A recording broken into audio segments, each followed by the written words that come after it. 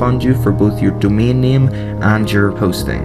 Once you're happy with everything, you can just click here in the box beside where it says I have read and agreed to the terms of service, cancellation policy and privacy policy, and then just click checkout now. I'm just going to pause the video for a minute while I fill out my information up here, and once I'm done I'll restart the video and we can click checkout now together. So I'm just going to pause the video now and I'll be right back. Okay, so that's me now back, and I filled out all my personal information above, and I'm going to click checkout now. Only it turns out that HostGator have slightly changed the way their site works, and now when I click checkout now it's going to bring me to PayPal. So I'm going to pause the video again. After I click checkout now, I'm going to fill out my PayPal information and then I'm going to restart the video. So if you just want to go ahead and click checkout now, this is where it's going to ask you for your billing information, so just fill out that, and once you've done it and submitted it, restart this video and I'll be on the same page as you. Okay, so that's me now back, and as you can see I'm on this page that says welcome to the HostGator family. Hopefully you're on the same page, and if you are, you'll see underneath it says check your inbox for the welcome email. So just head on over to your email inbox and you'll find this email that says thank you for choosing HostGator. If you click in there, you'll see it says thank you for your order with HostGator. You can now log into our online billing system to manage your account. It then gives you a link to your billing portal, your login name and your password. This is an important email, so keep it safe, but it's not the email we need at the minute. If you just go back into your inbox, you'll hopefully have this other email that says your account info. It sometimes takes a few minutes for this to come through because they do have to get your account set up. So if you just leave it a couple of minutes if it hasn't showed up and refresh your emails, it should show up. So once you get this email that says your account info, just click into it and you'll see here it says your control panel with a link, and then it also says your username and your password. So for now, this is what we're going to do. We're going to click this link beside where it says your control panel, and this is where we're going to log into the HostGator cPanel where we'll install WordPress. So just click on the link beside where it says your control panel, and then go back into your email and copy your username and then paste it in, and then just do the same for your password as well. Just highlight it with your mouse, right click, copy, and then paste it into the cPanel login screen. Once you do that, just click where it says login. Then once you're logged in, you just want to scroll down to where it says quick install. It's just under where it says software and services. It says quick install. So just click there. And now on the left hand side, just click where it says WordPress. And then if you scroll down on the right hand side, you'll see here it says install WordPress.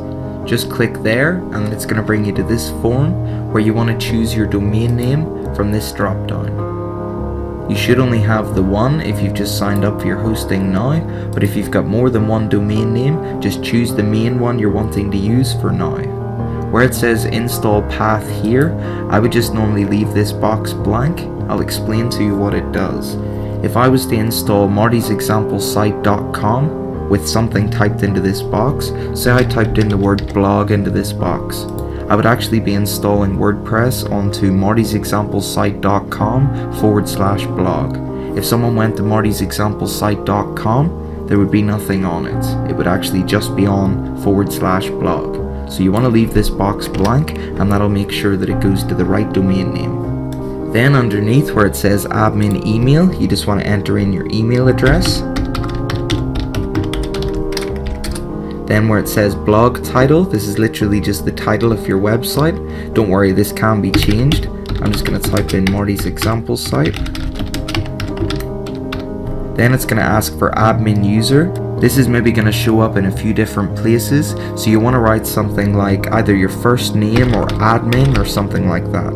I'm just going to type in admin. Then for first name, just type in your first name, and last name, obviously type in your last name.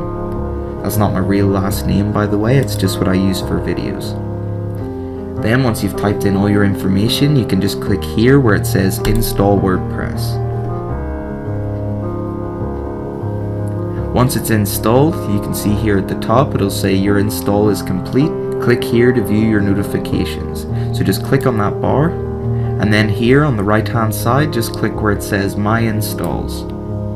Now here you'll see it says your domain name and admin login. So just click here where it says admin login. That's going to bring us to our new WordPress installs login screen, where we're going to type in our username and our password. So our username we just set up. I used admin. You might have used your first name or something like that. Then for your password, you just want to go back to your email inbox, and you should have a new email called install complete. And if you click in there, you'll see it shows your username and your password.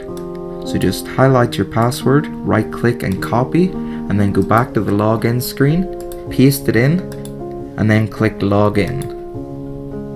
The first thing I like to do after logging in is change my password, because it's very unlikely that I'm ever going to remember this one. So to change your password in WordPress, you just want to click on the left hand side where it says users, then hover over the username that you created, and when it shows up, click where it says edit.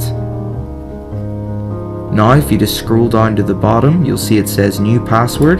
Just type your new password in here. Then underneath it says repeat new password, so just type it in again.